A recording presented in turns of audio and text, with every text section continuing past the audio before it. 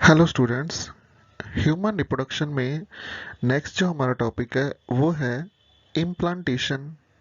यानी हम बात करें कि फर्टिलाइजेशन के बाद जो है वो जाइगोट यूट्रस में आकर किस तरीके से इम्प्लांट होता है, यानी वहां पर जाकर एंडोमेट्रियम में सेट होना। सबसे पहले देखते हैं इम्प्लांटेशन क्या है। आप डायग्राम में देख सकते हैं कि जो क्लीवेज के बाद में सेल्स होती है वो आकर के एंडोमेट्रियम वॉल के साथ में अटैच होती है, उसे हम इम्प्लांटेशन कहते हैं। आप देख सकते हैं जब फर्टिलाइजेशन हुआ तो फैलोपियन ट्यूब से होते हुए ये क्लीवेज जो कंटिन्यू रहा, उसके बाद में ये यूट्रस में एंट्री करती है और एंडोमेट्रियम में जाकर वहां जुड़ जाती है। ऐसे जो पोजीशन है ये छठे दिन देखने को मिलती है, यानी जिस दिन फर्टिलाइजेशन होता है उसके लगभग 6 दिन तक। डायग्राम में हम देख सकते हैं कि सबसे पहले ओवुलेशन हुआ। ओवुलेशन में हमने देखा यहाँ 0 डे, और वहां देख रहे हैं हम स्पर्म भी एंट्री कर रहे हैं।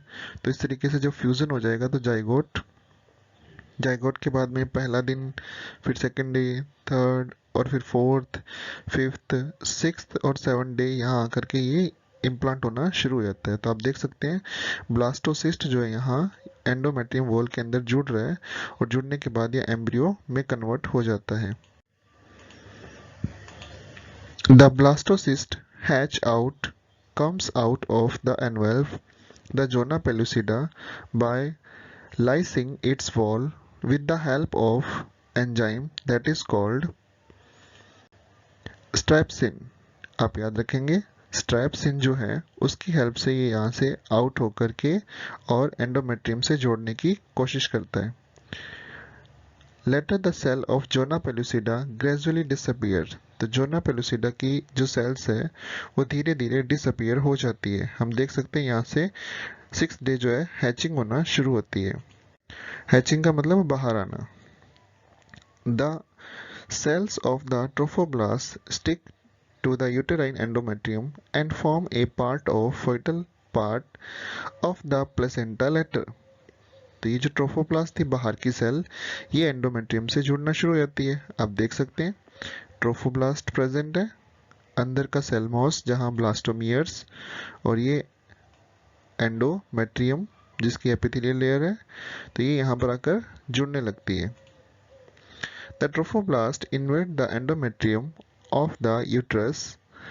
The process of implantation begins on the 6th day after fertilization. The process of implantation is aided by proteolytic enzyme produced by the cell of trophoblast। ये इंपॉर्टेंट क्वेश्चन है, याद रखेंगे। यहाँ पर प्रोटियोलाइटिक एंजाइम जो है वो रिलीज किए जाते हैं किससे? ट्रोफोब्लास्ट की सेल से। The trophoblast thicken through cell division। Trophoblast जो है वो थोड़ी थोड़ी मोटी होना शुरू हो जाती है, किसके कारण? सेल डिवीजन के कारण। Now the wall of trophoblast develop villi. तो ट्रोफोब्लास्ट जो है वो विली बनाती है, जिसे हम ट्रोफोब्लास्टिक विली कहते हैं, that branch and project into the highly vascular uterine endometrium to draw nourishment for the embryo. यानी एम्ब्रियो के लिए यहाँ न्यूट्रिशन देने की तैयारी हो रही है, क्योंकि यहाँ डेवलपमेंट होगा। The trophoblast differentiate into an inner cellular layer that is called cytotrophoblast. आप देख सकते हैं यहाँ पर जो अंदर की तरफ जो एंडोमेट्रियम की साइड है उसका नाम क्या हो जाएगा? साइटोट्रोफोब्लास्ट, जिसे सेलुलर ट्रोफोब्लास्ट भी कहते हैं। और layer of Langhans made of cuboidal epithelial cell, या फिर इसे हम लैंगहैन लेयर भी कहते हैं, जो क्यूबॉइडल एपिथेलियल सेल की बनी है। दूसरी है आउटर सिंसिटियो या syncytiotrophoblast, a layer of fused cell. तो इसे हम क्या कहेंगे? लास्ट जो अंदर की तरफ जाकर फ्यूज हो चुकी है। आप देख सकते हैं डायग्राम के अंदर यहाँ पर सेंशियो ट्रोफोब्लास्ट। सेंशियम का मतलब ही यहाँ ये रहता है कि आपस में जाकर मिल जाना। The embryo along with the membrane is called conceptus. याद रखेंगे यहाँ पर अब पोजीशन बनती है कंसेप्टस की।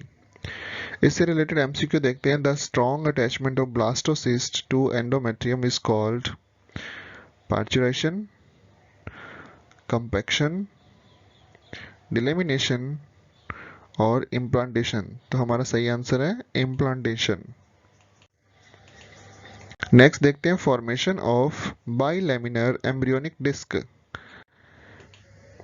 आप देख सकते हैं कि एम्ब्रियो की जब फॉर्मेशन होती है तो वहाँ प्लेसेंटा और बहुत सारी अलग अलग पोजीशंस बनती है, जैसे बाहर की तरफ विली बनते हैं, अंदर फ्लूइड डेवलप होता है, तो ये चीज़ें धीरे धीरे बनना शुरू हो जाती है। तो आप देख सकते हैं यहाँ पर एम्ब्रियोनिक डिस्क की फॉर्मेशन।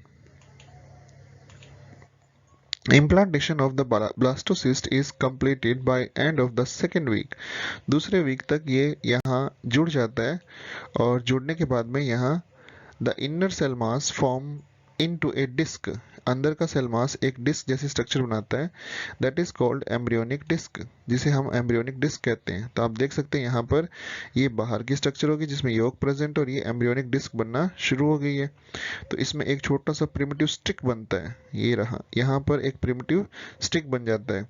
और कोरियोनिक कैविटी में आप देख सकते हैं यहाँ पर एम्ब्रियोनिक डिस्क प्रेजेंट है जहाँ इसका डेवलपमेंट हो रहा है। The embryonic disc has an outer group of cell that is called epiblast and inner cell layer hypoblast। आप देख सकते हैं यहाँ पर जो इनर सेल मास था उसके चारों तरफ एपिब्लास्ट सेल बन जाती है, हाइपोब्लास्ट और ट्रोफोब्लास्ट पहले से प्रेजेंट थी। Primitive endoderm made up of cuboidal cell. Endoderm यानी सबसे पहली स्टार्टिंग जो बनना शुरू होती है उसे हम क्यूबॉइडल सेल से बनी हुई हाइपोब्लास्ट या फिर एंडोडर्म सेल्स कह सकते हैं। प्रिमिटिव एक्टोडर्म, तो एपिब्लास्ट कौन सी हो जाएगी, स्टार्टिंग वाली एक्टोडर्म हो जाएगी। The hypoblast line surface facing the blastocyst cavity, it is the future extra embryonic endoderm. Hypoblast is pushed down and it form the lining of yolk sac, जिसे हम delamination कहते हैं। एक्सोसिलोमिक कैविटी के अंदर ये प्रोसेस देखने को मिलती है। बाइलेमिनर डिस्क फॉर्मेशन में आप देख सकते हैं यहाँ पर दो डिस्क छोटी छोटी अलग अलग दिखना शुरू हो जाती है। बाहर की तरफ ट्रोफोब्लास्ट प्रेजेंट है और अंदर की तरफ ये लेयर जो बनती है तो उसे हम देख सकते हैं, एक एपिब्लास्ट और दूसरी यहाँ पर यॉक सैक, और इस लेयर का नाम हो जाएगा हाइपोब्लास्ट, जो आगे जाकर के एक्टोडर्म और एंडोडर्म के अंदर डेवलप हो जाएगी। और बाहर की तरफ ट्रोफोब्लास्ट प्रेजेंट है। The remaining part of the embryonic disc is called epiblast, primitive ectoderm made up of the columnar cell. Now the embryonic disc is called bilaminar embryonic disc, क्योंकि यहाँ पर दो लेयर अपने को दिखना शुरू हो जाती है। फर्दर डेवलपमेंट इन्वॉल्व गैस्ट्रुलेशन, जहाँ पर 3 लेयर बनेगी। तो याद रखेंगे गैस्ट्रुलेशन इसके बाद होगा। Bilaminar embryonic disc consist of epiblast hypoblast, ectoderm mesoderm, endoderm mesoderm, hypoblast and endoderm. तो हमारा सही आंसर क्या है, एपिब्लास्ट और hypoblast. Hypoblast layer below the trophoblast enclose the cavity is called yolk sac, blastocele, extracoelomic cavity और both एक और दो। तो हमारा सही आंसर है दोनों, योक सैक भी होता है और ब्लास्टोसील भी होती है। नेक्स्ट है गैस्ट्रुलेशन, यानी एपिब्लास्ट हाइपोब्लास्ट के बाद जो है उनका डेवलपमेंट होता है तो उसे हम गैस्ट्रुलेशन, जहां पर 3 लेयर अब दिखना शुरू होगी। Gastrulation is the important dynamic process in the development of early embryo. It involves movement of cell mass or to their definitive position, the embryo and form the 3 primary germinal layer। कौन कौन सी layer बनती है, ध्यान है आपको, gastrulation mammal के अंदर है, हम पढ़ रहे हैं यहाँ पर, आप देख सकते हैं यहाँ पर 3 लेयर बन रही है। सबसे पहले देखिए आप ट्रोफोब्लास्ट जो प्रेजेंट थी, उसके बाद एक्टोडर्म, उसके बाद एंडोडर्म और उसके बाद मेसोडर्म की फॉर्मेशन होती है, और जहां प्रिमिटिव स्टिक जो है वो डेवलप हो रहा है।